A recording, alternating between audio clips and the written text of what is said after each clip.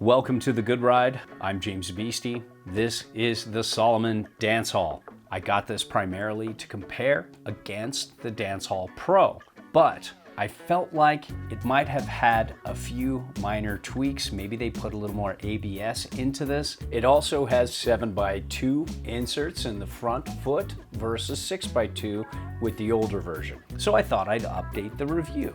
I got the old Salomon Dancehaul in all kinds of conditions: hard snow, perfect groomers, good powder, uneven snow, and everything in between. I'd also check out the old review because it's still very similar to the one I'm testing here, and I also compared it to some popular short wides like the GNU Gremlin and the Libtech Orca. I got this new one primarily in groomers and uneven groomers. This 152 fits me really well. I think this is my size.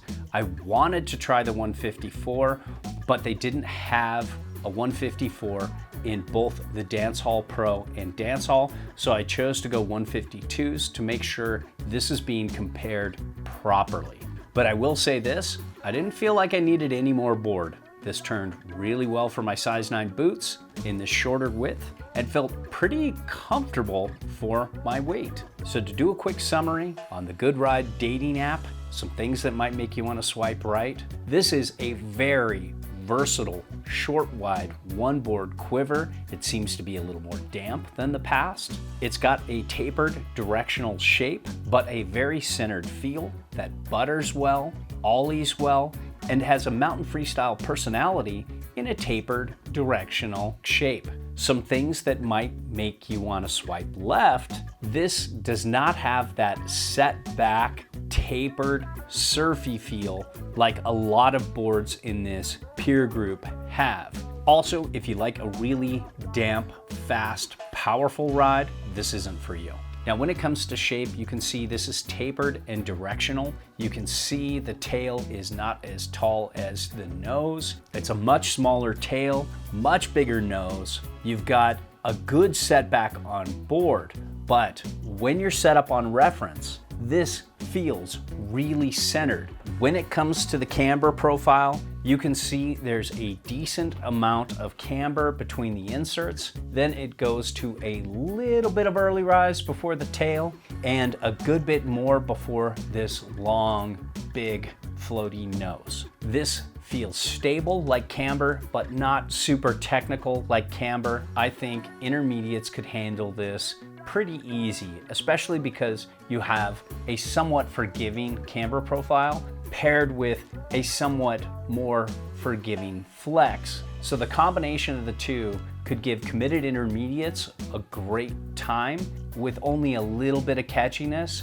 I wouldn't recommend this to beginners, and I think advanced expert riders like myself will really enjoy this board. And when it comes to edge hold, this radial side cut doesn't grip as well as disrupted side cuts out there. Occasionally when I got some surprise, it didn't do as well as some of those boards and I did slide out a little bit, but overall it's okay. So let's talk Dancehaul flex here.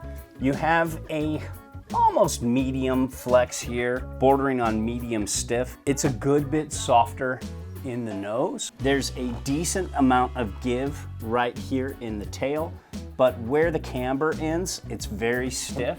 Overall, you have a very poppy, dynamic flex. This is a very easy board to ollie and butter. It's a step behind the Dancehaul Pro. That just has more pop, more energy, but this is the board I'd want to choose to ride all day. While it's not perfect, it's a much better uneven conditions ride. I felt like the Dancehaul Pro would buck me a little bit more, fatigue me a little bit more, where this felt smooth and buttery through that uneven snow. That's good, and you still want to ride in it, but it's starting to get a little bumpy. If you want to take this board and point it, it's not the best for that. It can get a little clown shoey. It's not a bomber, but it can handle a moderate straight line here and there if you need to go fast to make a traverse. The side cut's not gonna fight you going straight. I actually liked going fast with this in uneven snow better than the Assassin Pro, and the Assassin Pro I liked better in clean snow. When it comes to base glide, this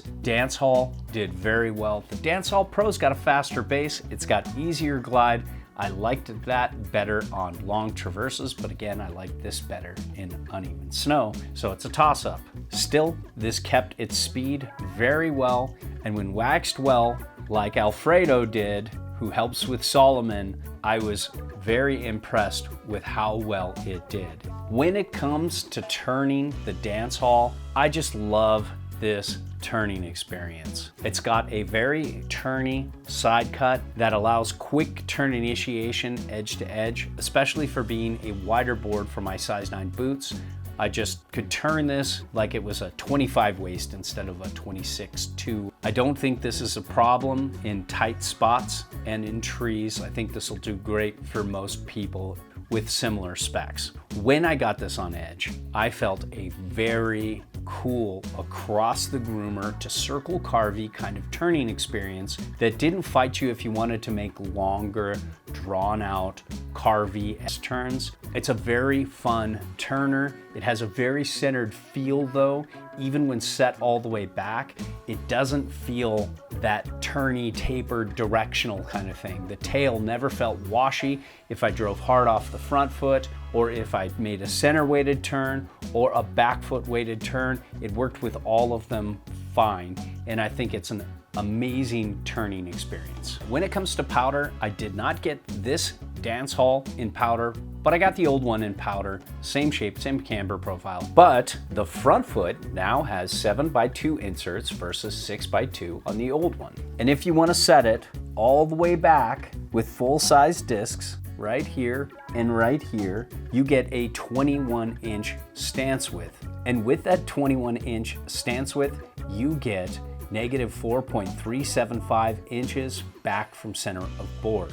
And it has good directional float. It's not amazing. There are better boards for that. If you like that surfy, really set back, slashy, turny, tapered feel, this isn't gonna do it that much for you.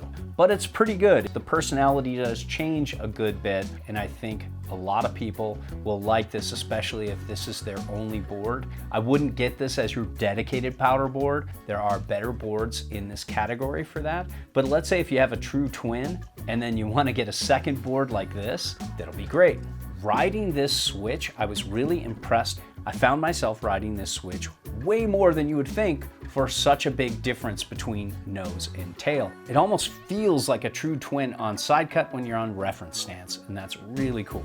This is a board you can ride the half pipe with, you can hit kickers with, of most sizes too.